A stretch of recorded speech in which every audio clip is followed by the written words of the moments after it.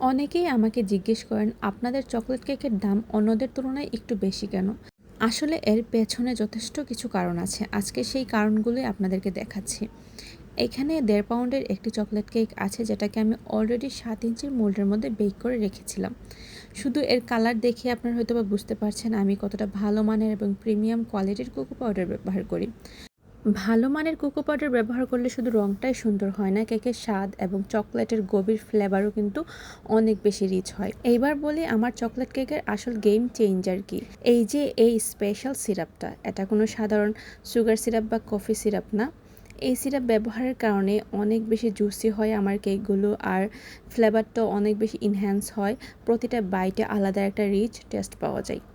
এই স্পেশাল সিরাপটা আমি কিভাবে তৈরি করি সেটা জানতে চাইলে কমেন্টে লিখুন রেসিপি, তাহলে আমি অবশ্যই এটার উপর আলাদা একটা নতুন ভিডিও নিয়ে আসব। এইবার নতুন বেকারদের জন্য কিছু টিপস দেই যেগুলো আপনাদের উপকার আসবে। ভালো মানের কোকো পাউডার ব্যবহার করার চেষ্টা করবেন চকলেট কেকের মধ্যে। শুধু কোকো পাউডার মিশিয়ে চকলেট ক্রিম বানিয়ে থেমে যাবেন না। অনেকেই আছে দেখছি শুধু কোকো পাউডার আবার জাস্ট চকলেট ইমালশন দিয়ে ক্রিমটা তৈরি করে। এইভাবে না করে ক্রিমের সাথে চকলেট গানাশ ব্যবহার করুন এবং প্রতিটা লেয়ারেও চকলেট গানাশ দেওয়ার চেষ্টা করুন। শুধু কেকের উপরে না দিয়ে লেয়ারে এবং ক্রিমের সাথেও যখন আপনি চকলেট গানাশটা দিবেন, তখন প্রতিটা বাইটে স্পঞ্জের সাথে যখন রিচ চকলেট গানাশটা কামড়ে আসবে, তখন কেকের টেস্ট, টেক্সচার, পুরো এক্সপিরিয়েন্সটাই কিন্তু অন্য লেভেলের হয়ে যাবে।